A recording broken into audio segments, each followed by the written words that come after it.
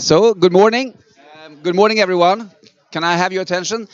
Don't be surprised that you cannot hear so much with this microphone. It's not connected actually to this room. It's connected to the web there. So that's why we are using microphone. It looks a bit weird, I know, but it's like comfortable to have a microphone like this. You feel important. Welcome to this brown bag breakfast. It ended to be a brown bag breakfast. We are so pleased that quite a few people managed to reshuffle your agendas and to be here. My name is Johan Kylenstierna. I'm the executive director of the Stockholm Environment Institute. I know that in the audience, and I'd like to welcome you all, that in the audience we have colleagues from SEI. Maybe you can raise your hands so people can see who they are. Excellent, very nice. We have also a group of students linked to the Newman Institute, but also to various universities in the US. Can you raise your hands? So that's the future researchers who will take over all this mess that you're talking about, Joel. We have one of SEI's board member here, Andreas Karlgren. Raise your hand. And we have also a few external guests from media and also others working with us. Maybe you can raise your hands as well. Oh, that's two. Yes, that's good. Yes, absolutely. I will soon hand over to Joel, but just to say a few words and also welcome, of course, to those that will listen in from other SEI centers around the world, our 9 offices around the world, soon to be 10, we hope, with our new office in Colombia. And also others who will listen into this presentation today. We have been working many years in SEI in collaboration with the Stockholm Resilience Center and on behalf of the Swedish government on something called the Arctic Resilience Report. It was connected to the Arctic Council. The work was led from SEI side by Marcus Carson, standing back there. It was really one of the most complicated projects that I have been involved in, I must say, from various reasons. From a scientific point of view, it was really about mixing social and natural scientists, in something which is by itself very, very complex to do, to be honest, for various reasons, but also very important. But it was also really science policy. And we had 2 co-chairs for this. We had Johan Rockström, who represented science, you could say. And after a couple of years and also in itself interesting discussions and negotiations, we managed to get the US to come on board and be co-chair of the Arctic Resilience Report. And we were so lucky then to get Joel Clement as the co-chair of the Arctic Resilience Report, really representing the policy dimension. And Joel, you became such an important force in the Arctic Resilience Report from day one. Not just because you sort of try to hold back science, quite the contrary. The reason was that you took the policy perspective and understanding the decision makers' reality, but while at the same time making sure, trying to really demonstrate how scientific insights could inform policy making in an efficient way. So really being that bridge, which is not easy. It's a difficult task, and it's a skill that you acquire over many, many, many years. So you became the policy person really driving very much in the Arctic Resilience Report together with Marcus and others on the scientific side, but also adding so much of your knowledge and skills in terms of how policy processes work. And for scientists, and in particular for an organization like SEI, this understanding of the realities of policymakers is so important, because that's when you can make an impact. It's not just when you communicate your results and you expect that they should all change. Look at the climate negotiations, how difficult it is. We are telling the world over and over again that it's coming to an end, and then, But if you can start to demonstrate how you really interact with the policy process to make a difference, then that is really giving results. And you really demonstrated that. Just to end also, after the new administration took over in the US, the US is still actually working with us on the Arctic Resilient Action Framework, which was very much your product, where we translated a scientific product to an action-oriented framework. The US is still on board on that, which I think is really nice. They are still one of the co-chairs. But the new administration posted some challenges in terms of working on the sort of climate agenda. And Joel, you have decided that you think people need to raise their voice when things are not going the right way. and you became a climate whistleblower, as you call yourself. And I must say, you know, working also in this environment and working close to policy and politicians, I really admire your courage. It's very difficult to take on a position to challenge the system in which you work. And I know that, I mean, personally also, even though we are in a country which is generally more open, it is a challenging thing to do. So I really do admire your courage, and I look forward now to listen to your story. And you're going to have more of a personal reflection, and we are so pleased to have you here before you travel on to Bonn, working on the side event we are going to do together on the Arctic resilience and Arctic Ocean. So Joel, a warm applause to you, please. Thank you, Johan. Thank you very much. Very nice intro. Well, thanks, Johan, for a wonderful intro. I can't tell you how many times I've followed Johan on stage and presenting. It's getting to become a thing. I think I'm not going to be comfortable at all doing this on my own. So thank you for that. And Johan briefly mentioned the science policy work that I have been doing lately. And I don't usually do this, but I'll reflect a little bit on my background and what got me into that space, because it is it's a difficult nexus. I think a lot of you have explored. I know certainly Johan and Marcus have. Excuse me, but I came to. I was a field biologist. I was climbing trees in Costa Rica and for years studying the plants that grow in the tops of trees. So I was a pretty obscure field biologist out there in the rainforest, both temperate and tropical. Got into working at a more strategic level at a private foundation, which allowed me to look a little bit broader. I got a little tired of focusing more and more on a particular question. I wanted to look at a strategic level.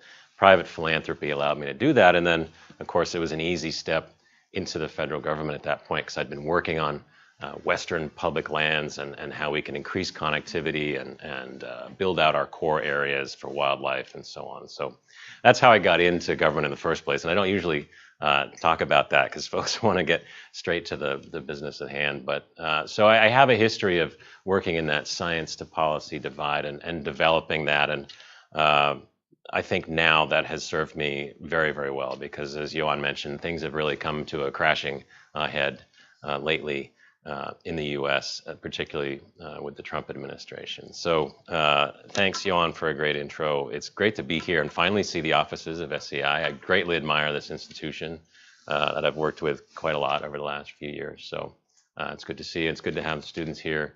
They can learn a little bit about what's going on back home with the craziness too. So I'm honored and thank you. And I'm going to reflect a little bit about what I've done over the last few months. And that's sort of, and I've done that a few times.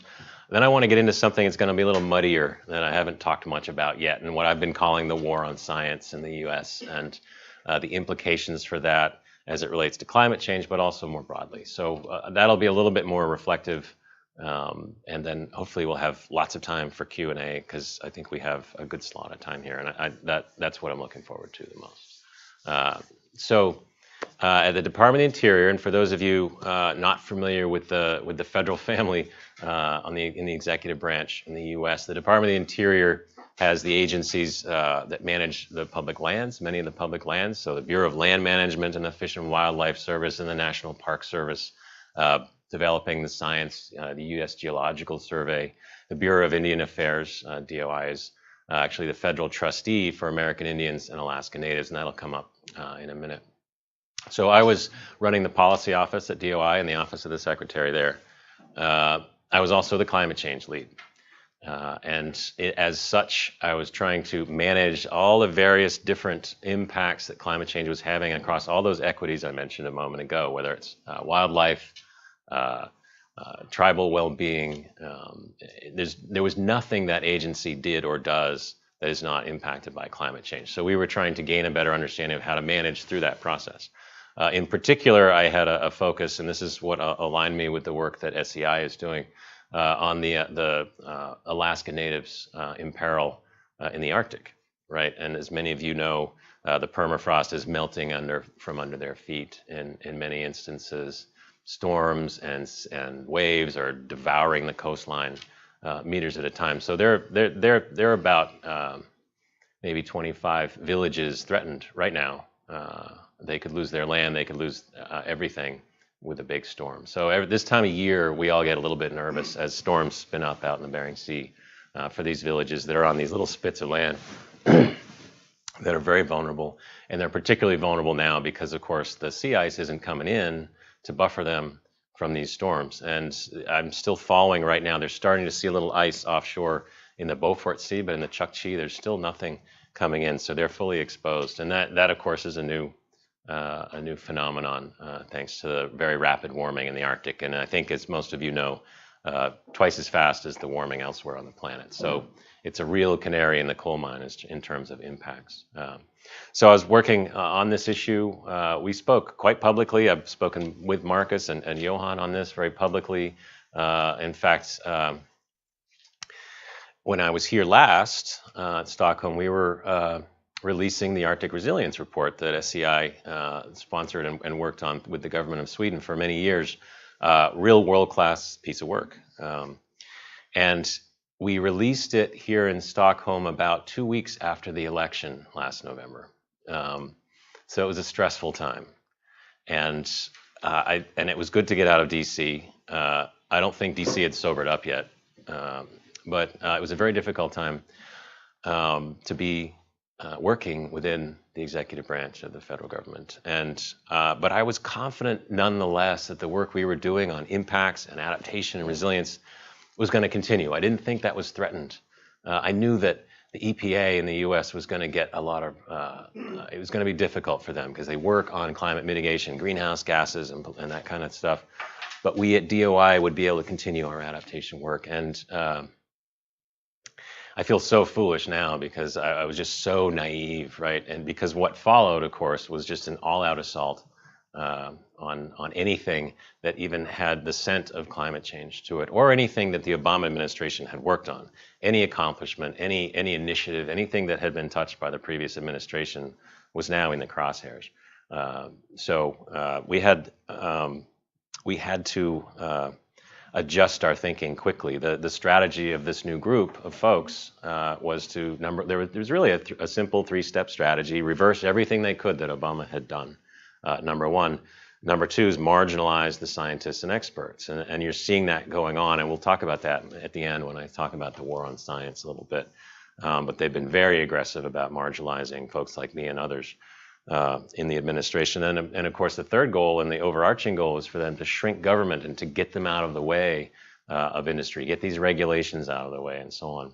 And we're seeing this pattern over and over. It's a series of these very clumsy punches thrown at the rules, the regulations, the policies and laws that in the US protect American health and safety, but also American resources and the natural resources that we work on at DOI. So really, and I tell this to folks whenever I have a chance, the only saving grace is they're not very good at it, right? They're clumsy, and these punches they're landing in court, and they're going to keep landing in court over and over. We're seeing it now, most recently with the Clean Power Plan. Refusing to implement the Clean Power Plan means that they're flying in the face of 3 rulings of the Supreme Court that said, no, the EPA has to regulate these greenhouse gases. So they think they're making a lot of progress on some things where they're not. In other cases, they are.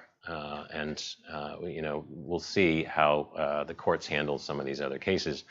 But in my particular case, one of those punches was thrown at the Senior Executive Service at Interior, and that's what I'm part of. It's an executive corps of senior staff who are meant to be deployed in the federal agencies wherever they need senior expertise, but non-political, right? So these are career staff. Pardon me. And every agency has, in DOI, there are 70,000 employees, and there are about 220, I think, SES. So we generally are the interface between the career staff and the political staff that are appointed by the new president. So it's a little bit of a tricky space to be in, but it's usually very interesting and an opportunity to explore how you can influence the new incoming politicals.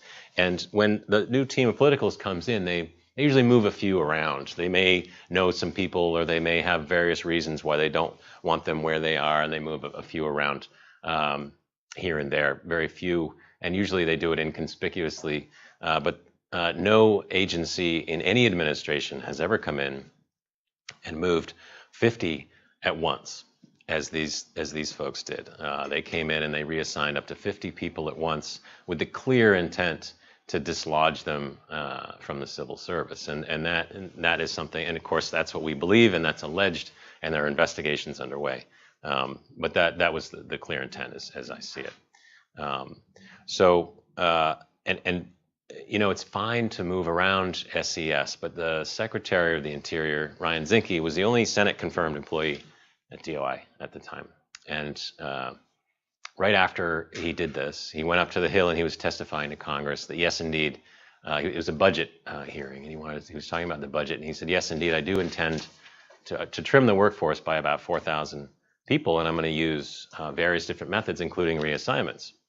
And I quickly wrote that down and sent it to my lawyer, because reassignments don't trim the workforce unless you get them to quit.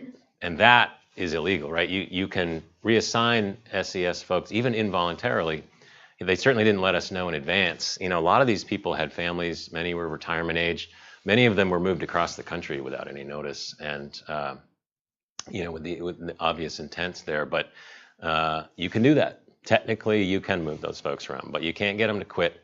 So that's what the ongoing investigations are about. And I think I might have been at the top of their list for getting me to quit. And I say that because I was moved from the climate change lead to working in the accounting office that collects and disperses royalty income from the oil and gas and mining industry. So there was no secret, right? They're like, this guy needs to go.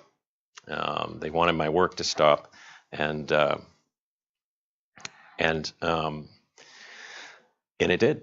That was, when they did that, not only, of course, is it, it's a personal and professional blow to have something like that happen, but more importantly, it ended my work on behalf of the Alaska Natives facing these climate impacts. And to them, this climate change stuff is not a policy debate. They don't care what's going on in Washington, D.C. with the moving around. That's very abstract.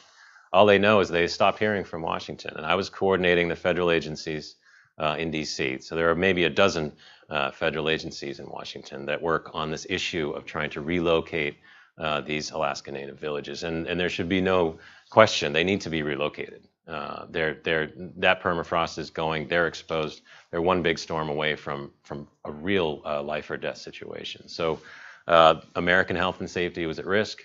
We're being taken off of that job.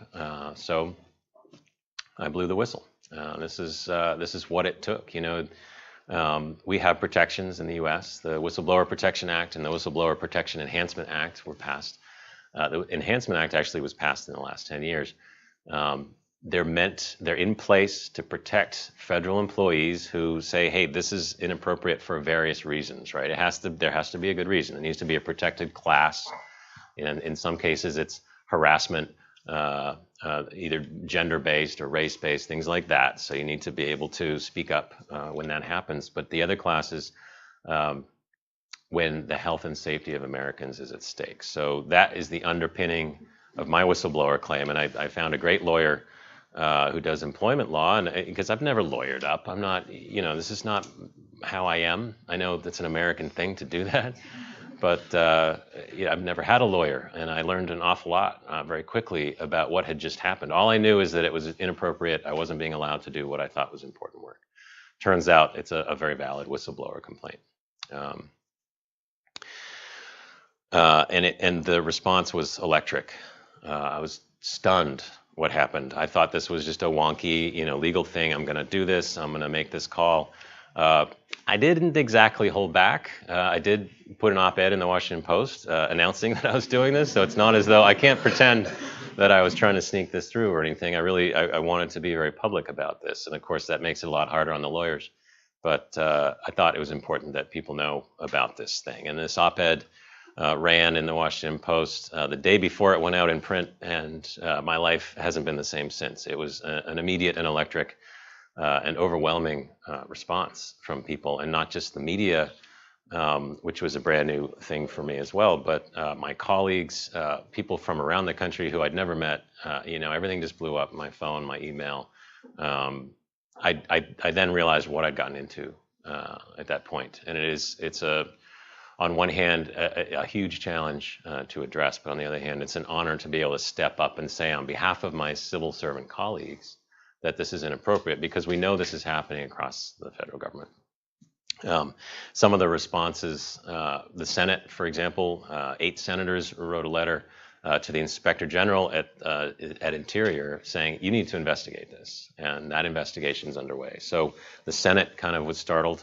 Some legal scholars, I did not realize, I heard that some legal scholars had written a letter to the Office of Special Counsel, which is where you lodge your whistleblower complaints. And I thought, well, that's great. Some lawyers said, this is important. It turns out they're the top legal scholars in the country. I didn't know that. I didn't realize, but they had submitted this letter to the OSC on my behalf saying that this action, this reassignment of so many people at once with some pretty clear intent, flies in the face and potential of regulations, and potentially politicizes the civil service. And there's an important break between the politicals and the career folks, and there are a lot of constitutional reasons why that break is there. And so it's very important that that when politicals come in, and they generally are very aware of this, you don't politicize those civil servants. It's illegal, and in fact, they can blow the whistle at any time just on that. So these legal scholars raised their hands too and said this is inappropriate. So there are 2 investigations going on. The Office of Special Counsel, which is where you send in your whistleblower complaints. It could be a few more months. And of course, the Inspector General is doing an investigation too. So there's a lot happening. It's been an interesting time. I'm not sure what happens next for me. I'm still working on that because I need to keep this going. I've learned very quickly that I became a spokesperson for the resistance right now in the U.S. with all the BS that's happening with the Trump administration. I need to keep carrying that torch, and I intend to, and also work on behalf of the civil servants that are still in there. They've got this heavy weight on their back, and they're looking over their shoulder at work, waiting for the other shoe to fall, wondering who's next. It's a very hostile work environment in the federal government now in the U.S., particularly scientists.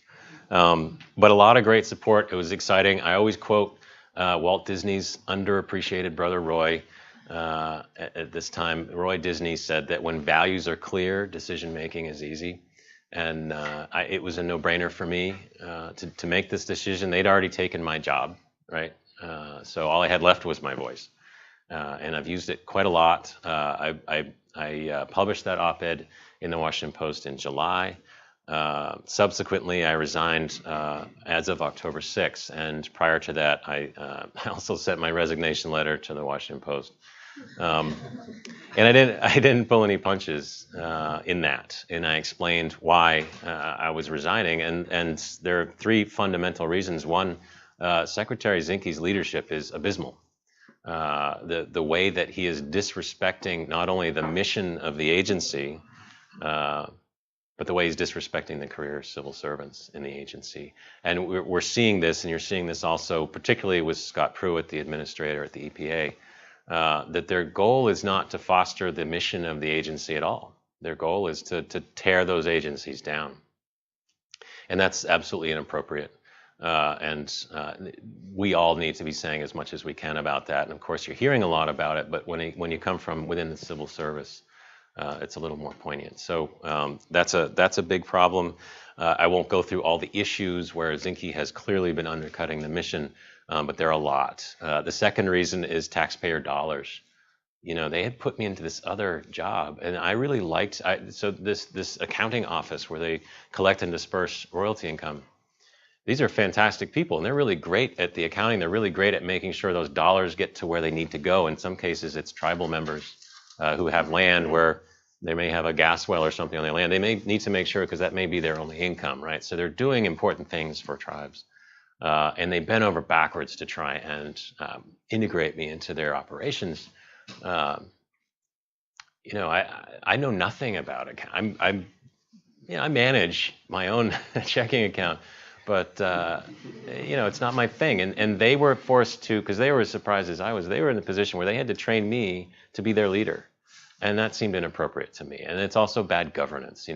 It's a waste of taxpayer dollars. It's a waste of their time. It puts them in a very difficult situation. And of course, it's a waste of my salary because I'm not good at it. It seems silly to create a senior executive that doesn't know anything about the task. So that was the second reason. And of course, the third reason is that they're not paying attention to the most important issue, I think, right now facing us in the federal agencies, which is climate change. And I made that point pretty strongly in the resignation letter, and because it is appalling what's happening. And I know most of the world is aware of how they're denying fact and science and what that means more broadly. And we'll talk a little bit about that in a minute. But so those were the three reasons. And it was funny, I just got my, I just went to the post office because a package had arrived, and I picked it up, and I'm like, this is from the Department of the Interior. And I realized they hadn't sent me the kind of severance documents that they send out. Here's what happens to your health insurance. And of course, that's not good. But it also had my the personnel statement that says why I left, and it said reason for resignation in it, and it's typed on this very official document that is now part of the permanent record, and it says reason for resignation: poor leadership, waste of taxpayer dollars, and ignoring the important effects of climate change. I'm like, this is great. This is now in the federal record. So I just opened that before I came here. I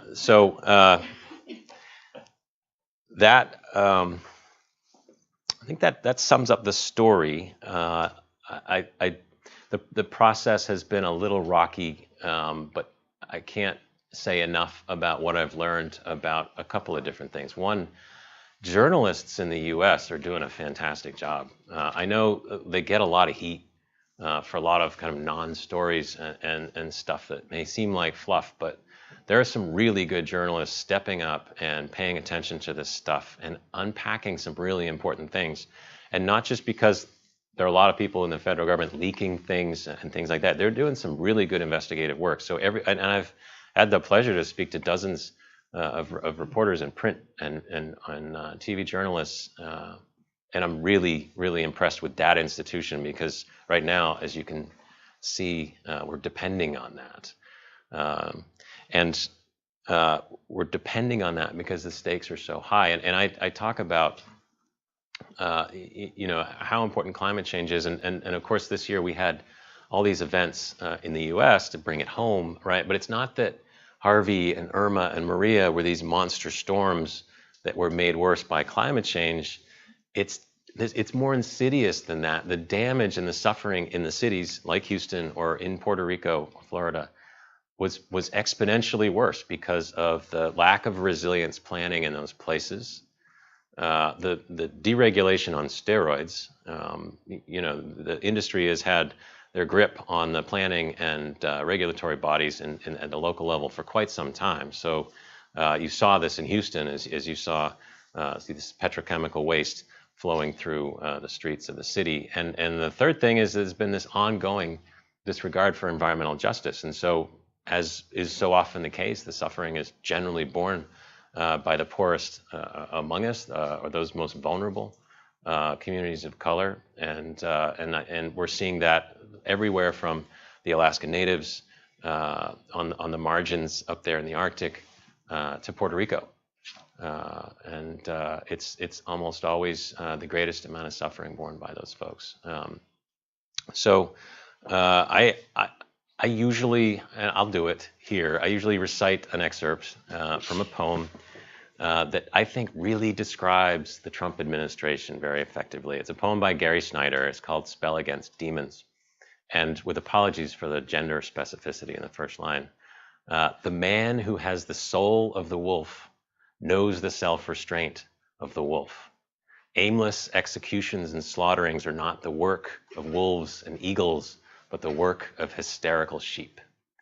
And I think it just perfectly captures what's happening right now with this very clumsy, zealous, and aggressive executive branch in the federal government. And it's a problem because, and now I'm going to pivot a little bit into this war on science stuff. I feel like I'm just being so depressing. I have to tell a joke or something. Even my poetry is depressing. But what I've been calling the war, and others are calling the war on science, is frightening for a number of reasons, right? We're seeing a lot of examples, and I think in addition to what happened with some of us as senior executives, I think the shining examples out there, or the most illustrious, are what's happening at EPA and Administrator Pruitt and how he's marginalizing the scientists there. And I don't know how much is penetrating the news over here, but removing scientists from advisory boards, not allowing them to speak at conferences if their topic relates to climate change. I mean, these are clear scientific integrity issues. And during the Obama administration, every one of the agencies in the federal government was required to develop and approve a scientific integrity policy. So every agency has this policy in place. And if you're asking your scientists, if you're muzzling your scientists in any way, that's a complaint. And I haven't seen those complaints happening, and I'm hoping that'll start to take place because the level of muzzling is remarkable. And that he just announced, I guess a week or two ago, that any scientist that has received funding from the EPA is not eligible to sit on advisory committees for the EPA. And what that means is if you're a good enough scientist to get a government grant for your work, you're apparently not a good enough scientist to be on the advisory committee that advises that agency. It makes no sense. Right? I mean, it's just this really upside down approach to things. So it's clear that he's just trying to break the systems down. And as I mentioned with the Clean Power Plan, there are implications for people, for real people. The Clean Power Plan, once implemented in the first 15 years, would save, I think it was 3,000 or 4,000 lives, tens of thousands of asthma attacks, tens of thousands of heart attacks. There are reasons for doing this that aren't just about climate change. Obviously, that's a whole other and very important driver. But there are implications for the health and safety, and it's dangerous what they're doing. We sort of laugh about it and we're appalled, but people are being hurt, and that's why I hope there are others that will speak up and blow the whistle the way I did. I think others may have more at risk. They'd already taken my job. Others are worried about that, but I do hope that I do hope others follow. I've been told by colleagues that there are a lot of people thinking about it, and certainly we're seeing more leaking of documents and information on bad behavior, and that's something that I'm going to try and foster as I go forward and set up a communication structure to help encourage that kind of civil service underground of information, because we're going to need that. So it's going to be a tricky few years. And the science stuff in particular, I think, is dangerous and scary. And honestly, denying and manipulating science and providing this misinformation about science ultimately is doing a lot more damage to our society in the US than just the climate change venue itself, right? We know that's a horrible denial of what's happening, and people are going to continue to be hurt and suffer, but it goes beyond that. Science underpins so much of what we do in the policy arena. We need it. We depend on it, and it's fact. It's not a matter of belief, and we've been talking about this. Even the pollsters, when they asked this question in the US, they said, do you believe in climate change? Well, it's not a religion that you believe in, right? I mean, it's fact, it's science, and it's underpins so much of what we do, and there's this disconnect now. And it's partly the result of decades of investment by some fossil fuel interests to provide that misinformation. We know that that's happened, but we need to bounce back now that we know all this and quickly reinvigorate the connection between science and policy, but also science and society. So that's what I hope to be part of going forward, and I think all of you are already part of it, and I hope that continues, because the communicating of it and the linking it to everyday life is absolutely essential. So thanks for all that you do here at SEI. I look forward to hearing some questions and talking some more. Thank you. All right. Yes, I'm sure it's going to be a lot of questions. Thank you so much also for giving this really in a personal tone. Yes, it is a bit depressing to listen to you. Knowing Joel for quite some time now, I know that you are not a depressing guy normally. Actually, quite the contrary. We have also had a lot of fun together, which is, I think, great. just two very quick questions from me. I mean, you said that you received quite a lot of support after you did, made the decision to step out, do the whistleblowing.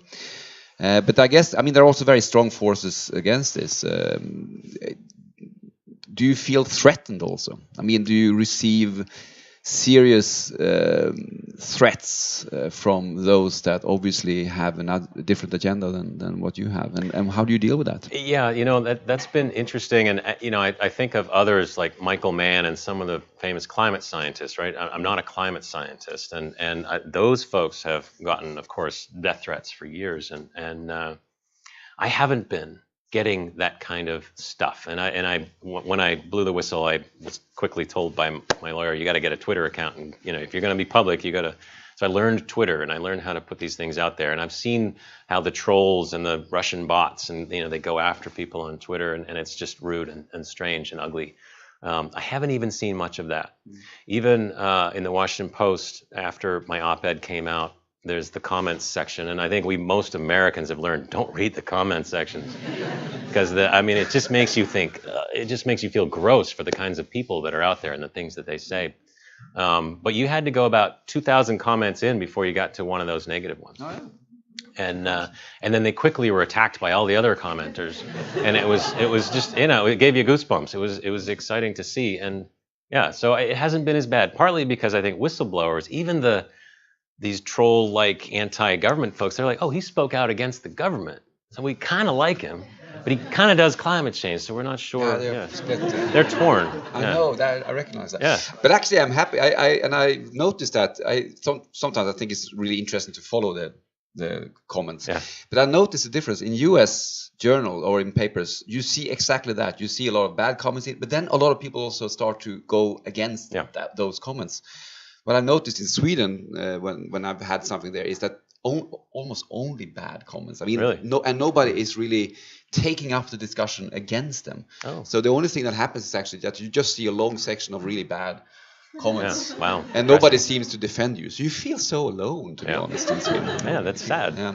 The other, just very quick question that I know you get a lot, and I know it's difficult, but okay, you have now this administration. There is a lot of things happening, which is obviously really negative. But we also see a little bit of a backlash. I mean, we start to see, I was really intrigued to see this group of, or this, I think it was in Dagens Nyheter, an article about women, really taking up the sort of the power to make a difference also politically and really engaging and so on. Mm-hmm. And you see this also in other areas. What do you think? I mean, looking ahead, I know it's really difficult. 3-4 years from now, the next presidential election, will there be enough counter forces in the U.S. trying to make a difference there? I think absolutely. I've been very encouraged by this. I'm reluctant to make any predictions because I was so wrong in the last election. I can tell you he was, and he's been so dealt. He actually promised us. He promised us. Don't worry, it could never happen. Yeah. But I'm encouraged now, and we just had an election 2 nights ago that was a little bit of an indicator of where things are going, and there was a real ugly battle in Virginia, the governor of Virginia, and Trump was tweeting, and it was the usual lies, and it was just a mess. But the good guy prevailed, the vet who's done great things for people, and they were lying about him, and it was horrible. And you thought, don't do this to us again, right? Don't bring down another good person. And it worked out fine. And across the country, there was some really good results. And, I was in the Women's March that was in this last winter that followed the election. And the Women's March was one of the most exciting public gatherings, certainly that I've ever been part of, but I think in the history of the U.S. I mean, the numbers were staggering. And of course, it wasn't just women. It was really everyone that was offended by what had just taken place with both the election and the inauguration was out. And we have seen, I don't know the numbers, but they've been, I've seen some statistics that are staggering about the number of women who are now running for local and federal office. It's remarkable and to be encouraged.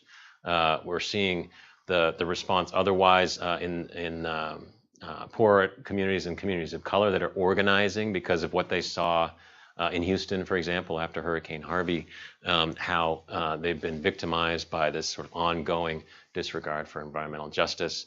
There's just such a, and I think we're seeing it in Bonn now too, that the world and the rest of the U.S. have approached the issue of climate change with renewed vigor because there's this, this sort of demonic presence, this unhinged leader who's going in the wrong direction. So we've seen the states, many of the states in the U.S. really step up, and with these new governors that have just won 2 days ago, we're going to see a couple more join these greenhouse gas exchanges or carbon exchanges or various different approaches to climate change. The cities are really stepping up, and if you combine the cities that have joined together to say we're still in the U.S., that's a substantial portion of the population in the U.S. Of course, most people in the U.S. live in the cities, and even companies, not the oil and gas industry yet, although maybe in some cases, but many of these companies out there are saying, yeah, we're on board this too. So I think by having this big negative presence in the public arena, you're seeing some really great things happen that should have been happening already. I think it just took a little bit of a kick in the pants to really renew the vigor. Something good can come out of it. Yeah, I heard. I mean, Marcus, you mentioned even Alaska, quite conservative state, Republican, a lot of gas and oil, but still also clearly taking steps forward to be on. Yeah, the governor of Alaska is developing a climate change plan for the state, and that means a lot because it's a very much a red state. But they get it. They also understand their economy is based on oil and gas, so they're right at the nexus, and it's like this uniquely American nexus of their livelihoods and their livelihoods. Yeah, it's interesting. Like one of our favorite areas for SCI to try to understand exactly those transitions. Måns, please raise your hands so I see how many have questions. So please, yes. Thanks, Joel, for sharing your story. We work here at an environmental research institute in a fairly benevolent environment with a government of both sides of the political sort of spectrum have respect for science and have ambitions when it comes to climate environment policy. And now, of course, it's very different in the US. Yeah. I was wondering a little bit if you could comment on the similar institutes or think tanks in the US. How are they responding? Although there are some very influential ones like the Brookings Institution or Resources for the Future or whatever, also on the environmental side, Natural Resources Defense Fund, I think it's called. How are they stepping up against this? Because we don't see a lot of that here, so I'm curious about how similar institutes are able to operate and how they are responding. That's an interesting question, and this hasn't come up before, and I think they're never on the leading edge, I would say, on these controversial issues. And sometimes you wish they were. Some are. The more politically oriented ones, the Center for American Progress, for example, is a very, it's a Democrat stronghold. They've been generating opposition to the Trump administration's actions since the very beginning, and that was John Podesta's organization. But Brookings, RFF, a few of the others, I think right now they're really thinking hard about how to engage in a positive way without losing that sort of neutrality of a think tank. Because in the U.S. if you can so quickly be labeled as non-neutral if you put something out that is a target, and so they're cautious. I think they're cautiously exploring a way forward, if I had to say it in one Too term. cautious? In my view, but of course I'm a little bit out there, as you can see. So, yeah. So you were saying that under the Trump administration, you pretty much knew that they were out for your job, and after you realized that, the only thing you had was your voice, and because of that, you did use your voice. So my question to you is, we as university students, what kind of voice do we have? And I know that universities are institutions that usually have a strong backing or a strong presence in these types of issues. Is there backing from different universities back in the United States for your cause? Also a good question. You guys are, a few easy questions are nice, but these hard ones. Academia, I haven't really, I think we're seeing certainly student bodies rise up, and it's making an impression. There's a good presence in the Women's March, the Women's Convention that happened a couple weeks ago, the Climate Change March. Each of these, there was a March for Science. Really strong academic and student presence at these, but the universities themselves, certainly you'll see commentary from university leadership from time to time, but I'm not yet, and I may have missed it, I'm not seeing them picking up the banner and saying, hey, academia, we're going to go forward. And, because we see this in a lot of countries. Most recently, I think, in Catalonia, right, where academic institutions kind of lead the charge, and I don't think we're seeing that in the U.S. It's an interesting question. Now, I'd say that knowing that someone's going to watch this and say, hang on, our school's been saying a lot, and I'm sure that there are those out there too. But that's an interesting thought. General perception. Yeah, that's right. Please also ask Yes. who you are. Hi, I'm Åsa Svartling, working at the Stockholm Center at SCI. I was wondering, we all heard about this new comprehensive report that was released by the US government agencies a couple of days ago only, which studies kind of admitted to the fact that it's extremely likely that climate change is human-made. Of course, we all know that since a long time, but yeah. I was wondering what, if any, consequence would that report have, do you think, on the Trump administration? Yeah, or will it just die out and be gone completely from the debate? Well, I'm glad you asked, because I actually forgot to mention that in my talk. But so this is the U.S. Global Change Research Program was created by law in 1990, and it's responsible for producing every 4 years a national climate assessment. And there are 13 agencies that sit on the board of this organization, and Interior is one of them. And I was the principal from Interior that sat on the board of this thing. So for the last 3 years, we've been working on that report. Before I was reassigned, I was responsible for the review process at the agency that I worked in.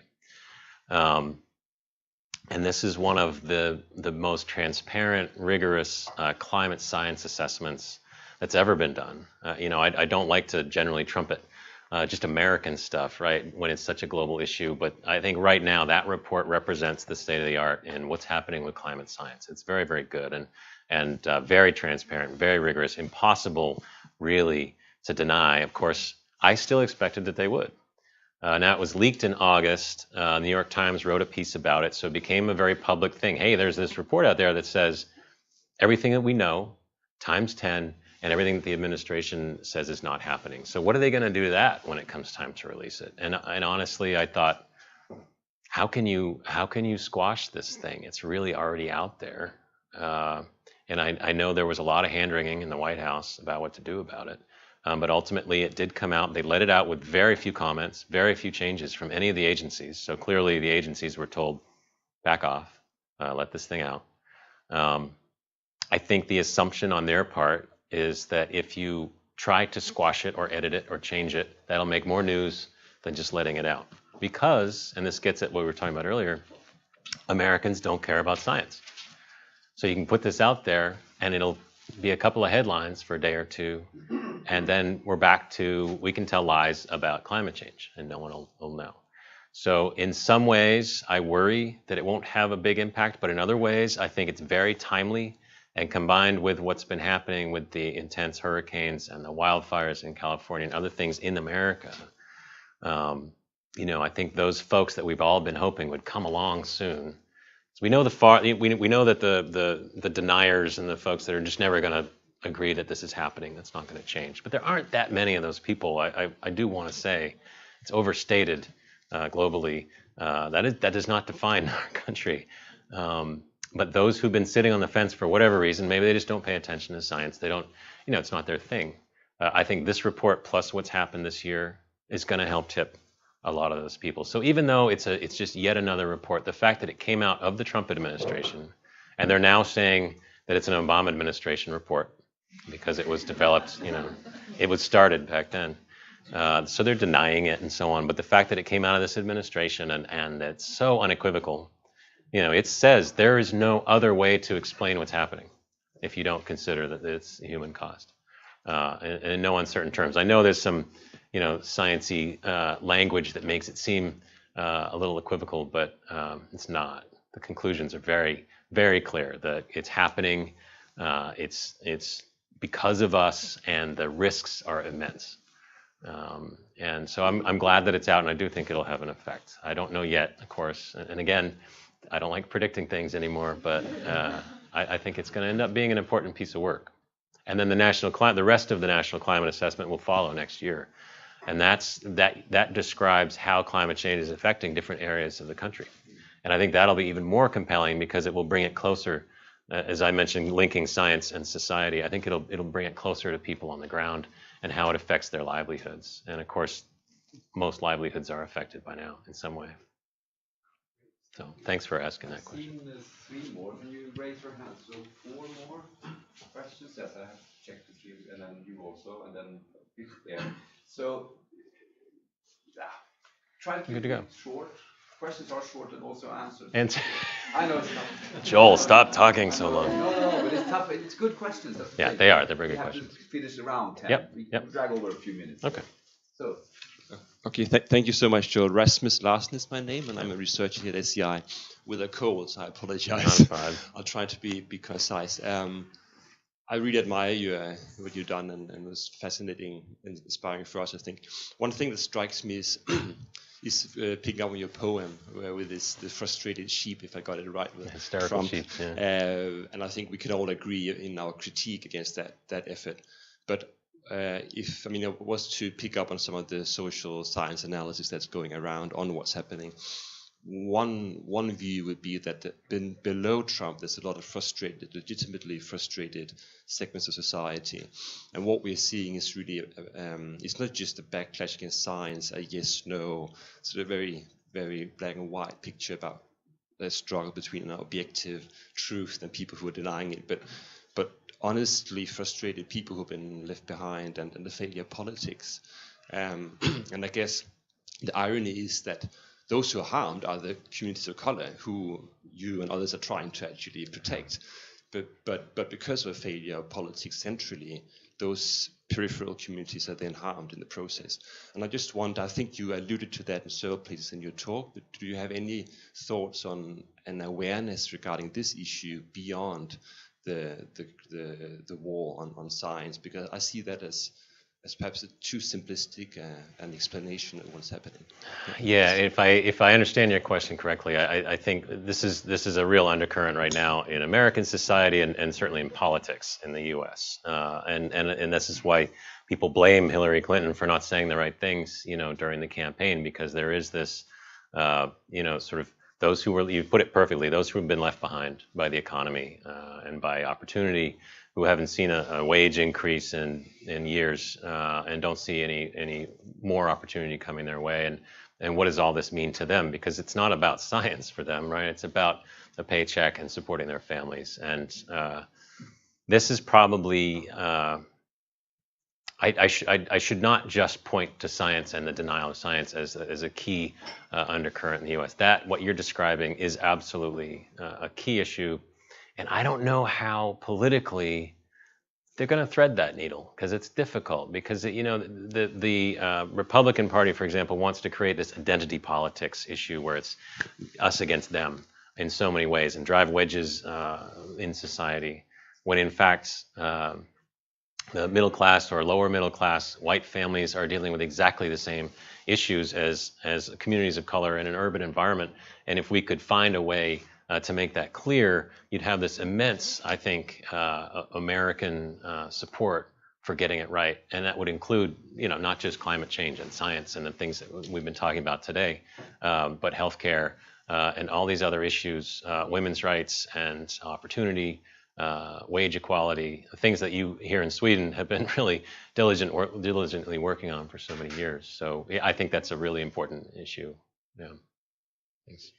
Big topic, I understand that. Thanks. My name is Kalle Halding. I'm a researcher here at SCI, and I maybe pick up a little bit on the same thread here and broaden the scope a little bit. There was an op-ed in one of the biggest Swedish morning papers this Sunday, questioning the power of democracy in the face of climate change, pointing to China as a good example of where things get done once leaders decide. Yeah. I don't agree to that at all. Maybe we should write a response to that op-ed. But still, I mean, what's happening in the US here is if some.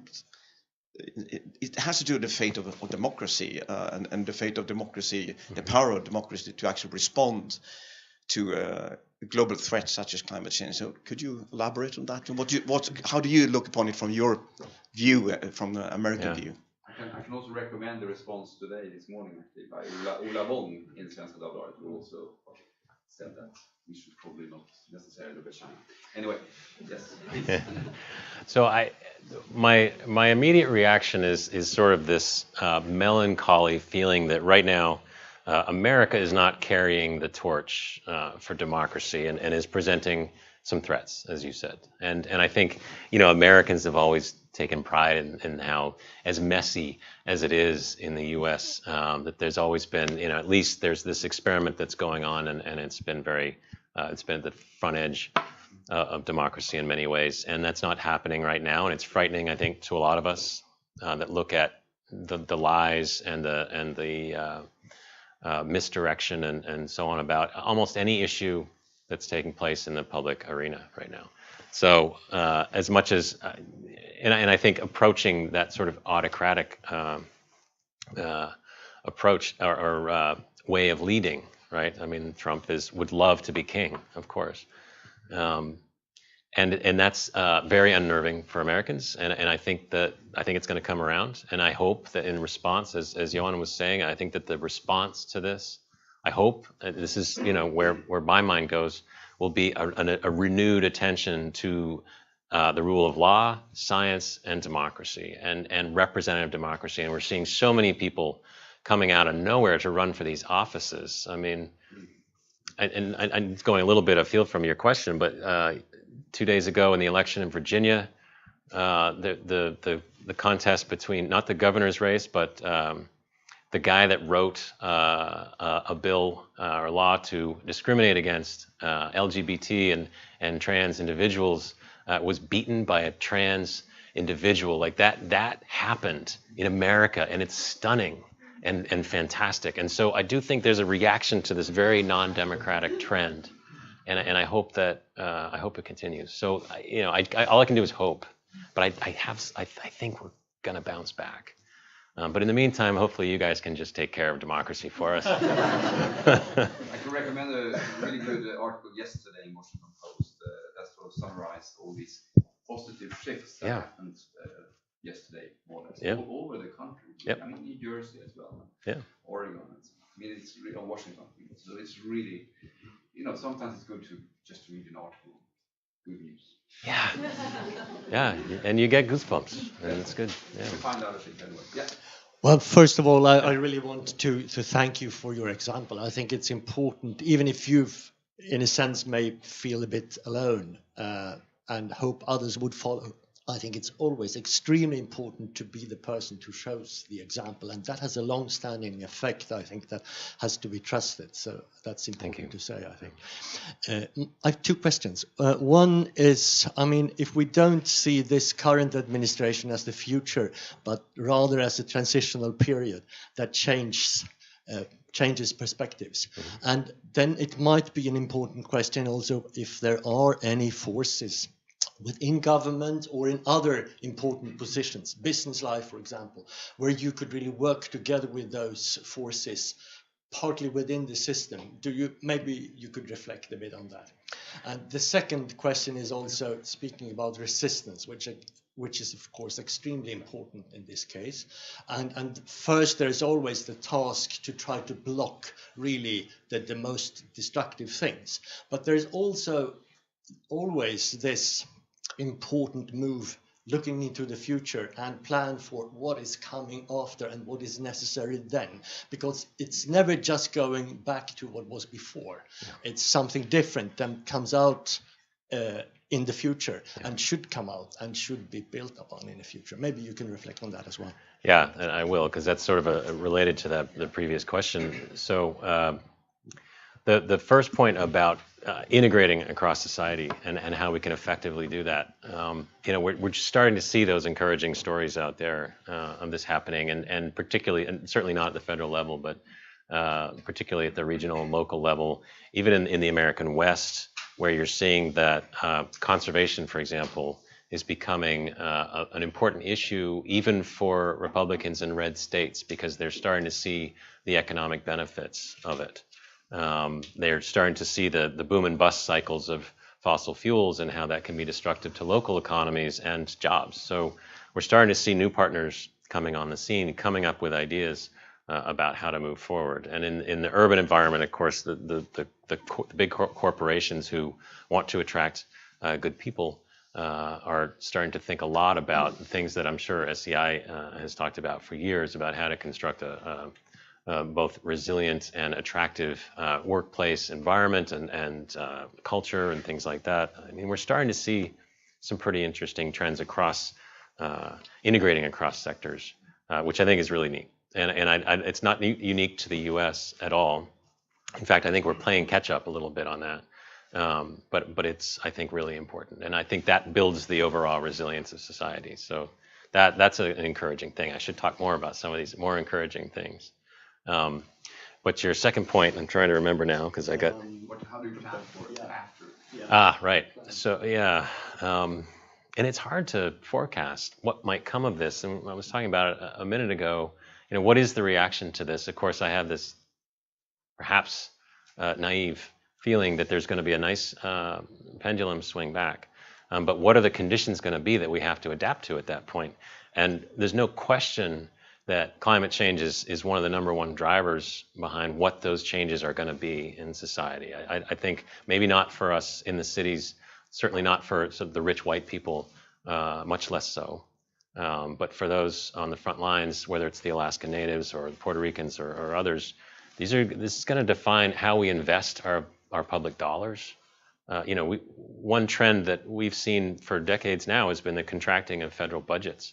But a lot of institutions, a lot of people, a lot of everything from hospitals to universities depend or have depended historically on public dollars, and those are shrinking. And once we start running into, and we're seeing this with FEMA, they're going to go broke soon, the Emergency Management Agency. So where are the dollars going to come from to address these issues? And I think we're going to need to see corporate America start to engage in new and creative ways. I think about this in Alaska because Google could move a village.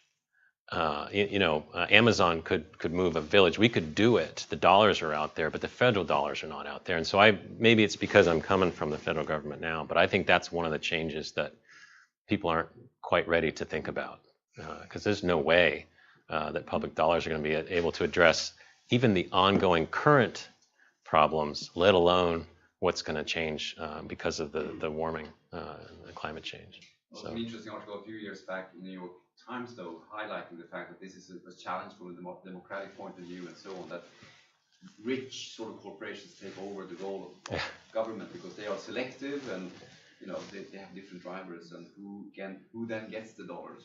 Right. So I mean, there is a lot of challenges related to this. So his conclusion was, of course, that corporate taxes are still important. Yeah.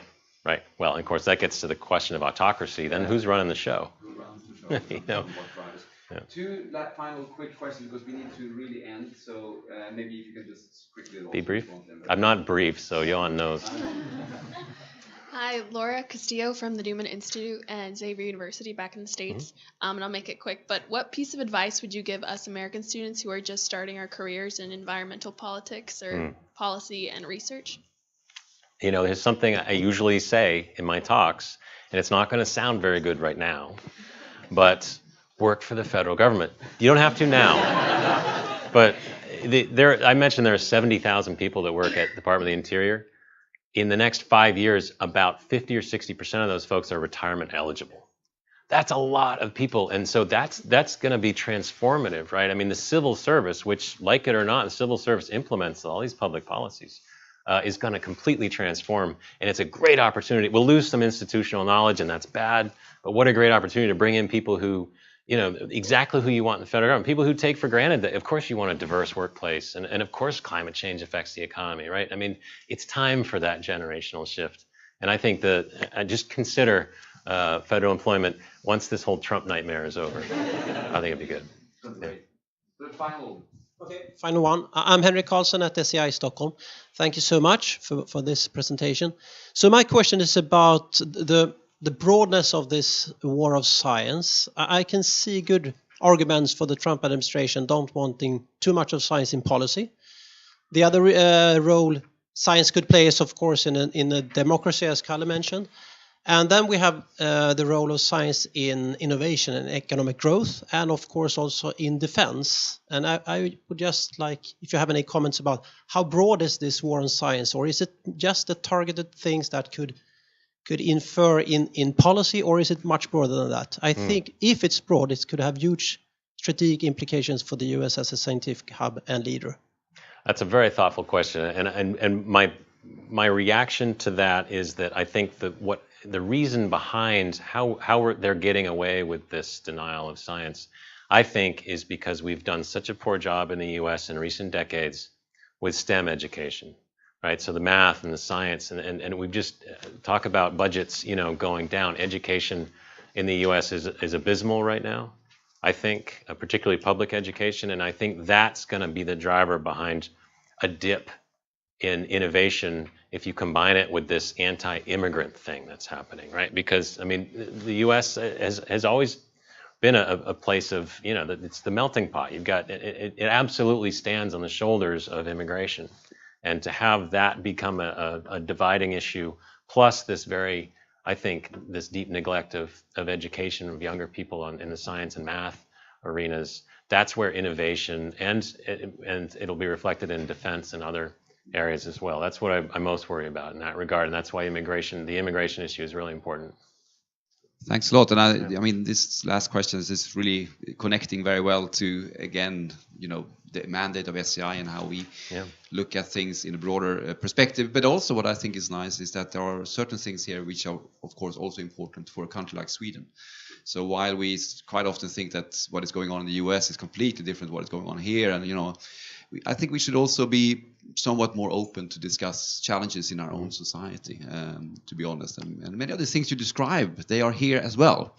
Maybe a little bit more under the surface, maybe not as broad in society, but sometimes maybe also not discussed for various reasons. And I think that we have to be careful in Sweden, in Europe as well.